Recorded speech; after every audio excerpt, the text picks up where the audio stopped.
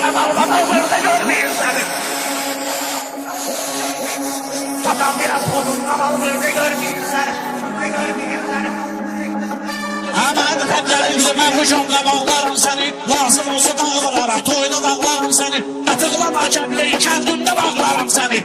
İtiraz edersen azalımda görmeyeyim seni. Sen ben istediğim noktada neydiysen. Yüreğini işte adamın hissedemeydiysen. Herkes senin öz yeri var sen de demeydiysen. Takışıyordun sırtımı burada görmeyeyim seni. Lazım olsa Yaratan oradan birinci. Başta uzansın atlanan birinci sen birinci. Bazı şey burgerize nakşaran birinci. Yalsa sağımsız bu sual burada görmeyeyim seni. Orayların ansaradım ben seni bir sevmedim. Ruslarla rastlara adımları var durmakın. Başta adım ne ama sen onunla satın yumsatı. Başka kanal burada görmeyeyim seni. Başlarından çok şahitler kazanır şöyleydi. Ortamında bilen bilir ne kadar yüreğini. Ben bile boşum değil de adam bir olmuş şeydi. Takma sonay bırak sana burada görmeyeyim seni.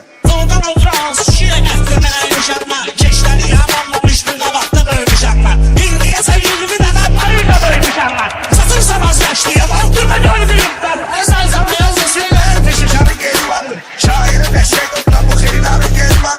Başlaga kendinden bir sana var geri var. Çakalı diğerler ki çakal burada görmeyeyim seni. Yaşın sıralma şeylerimizle isteğimiz var bizim. Desteğimizdir öpüşe desteğimiz var bizim. Bilen bilir başlarına tarihimiz var bizim. Hoşuma gelmese kelimin altında görmeyeyim sen.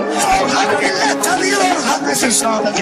Onun kimleri ele düşleri ifade edin. Taşlara da hakkı benim. Taşlı havazade edin. Bilmeyi sen arabala burada görmeyeyim seni. Tanrı'ya sen boşuna edin haram.